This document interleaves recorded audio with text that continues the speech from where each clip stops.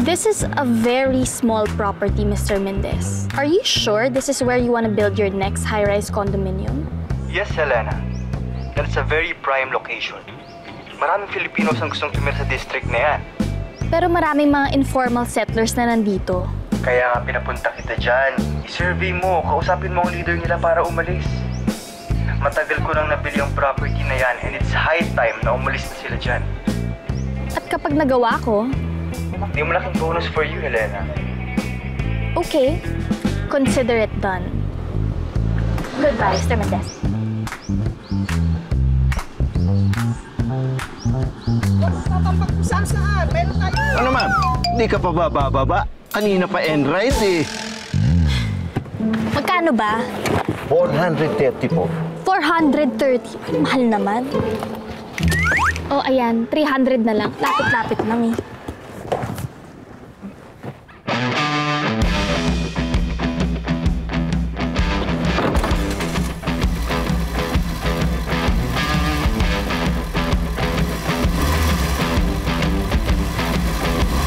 Ano ka ba naman? Saan mo dadalhin yan, ha? Wala naman yung truck ng basura ngayon, eh. Pasaway ka talaga. Ito talaga. Alam nang walang truck ngayon, eh. Excuse me? Yes po, ma'am. Ano po ang maitutulong ko? Ikaw bang leader ng barangay na to? Opo mo, ma'am. Bakit po? Nais kong ipaalam sa inyong lahat na kailangan nyo nang lisanin ang lugar na to sa mas madaling panahon. Dahil ang may-ari ng lugar na to ay si Mr. Arturo Mendez. At nakapagdesisyon na siya na magpapatayo siya ng high-rise condominium sa lugar na to. At binibigyan na lang kayo ng 1 buwan para makahanap ng malilipatan. Ha? Aba! At hindi pa rin pala siya nagsasawang magpadala ng kagaya mo para magsabi sa amin ng kung ano-ano. Ito lang ang masasabi ko, madam. At masasabi namin ng mga kasama ko dito na hindi nyo kami mapapalis dito kahit kailan. Kahit ikamatay pa namin! Excuse me! Kayong mga squatter ang umalis dito.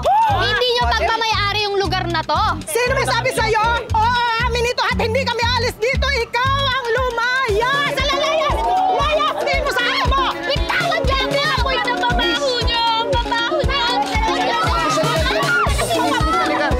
Ililigtas kita na. Bitawan mo ako! Huwag ka mapalit! Bitawan mo ako! Manyak ka! Manyak ka! Huwag ka mapalit!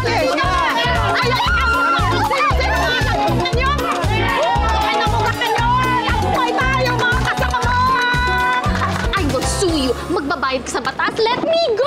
Minahon ka nga. Wala na sila. Relax. Saan mo ako dinala, ha? Ano balak mo sa akin walang yaka? Akala mo hindi ako lalaban? Nag-training ako ng self-defense. Layuan mo ako! Ipapapulis kita! Niligtas na nga kita sa kuyog ng taong bayan. Papapulis mo pa ako. Don't me. Kilala ko mga katulad mo. Kasama ka rin nila. Sa mukha mong yan. Mukha kang kriminal. Itawan mo ako! Let Teka lang, go of teka lang, me! No, miss. don't touch me! Let go of Grabe me! ka. Ibig na magpasalamat ka, manalait ka pa. Wala dapat akong ipagpasalamat sa'yo dahil pare-pareho lang kayo. Well, soon, mapapalayas na kayo sa lugar niyo. Matatanggal na lahat ng mga mababaho ng gigitata ng mga tao. At mapapalitan na ng sosyal. Che, kung susunod sa akin, ah.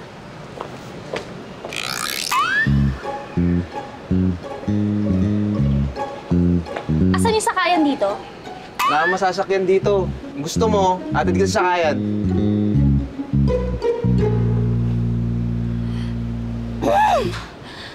Okay, fine.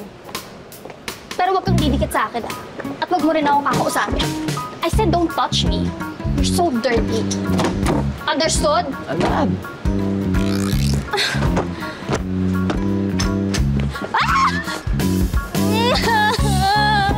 Yes, Mr. Mendez. Soon, mapapaalis na natin sila. Leave it all to me. Nice. Good job. O siya, bibigyan kita agad ng malaking bonus, ha? Treat yourself and your family. Or magwalwal ka with your friends. Nako, Mr. Mendez. I have no time for silly things. I have no friends and family. Lahat ng kinikita ko, solo ko siyang ine-enjoy. Kung minamalas ka nga naman, oh. Sir, can I call you back? Excuse me, ulitin mo nga yung sinabi mo. Kayo po yung maarting pasahero ko kanina. Yung nanduga sa akin ng 130 pesos. How dare you? Aba ma'am, kayo na nga itong kulang ang binayad. Mandurugas. Walang iya ka? Stop the car! Ibaba mo ako! Stop the car! Oh my gosh! Papatanggal kita sa app na to. Walang iya ka. Abusado kang driver ka. Stop the car! Stop the car! Oh my God! Stop the car! Stop it! Walang iya ka?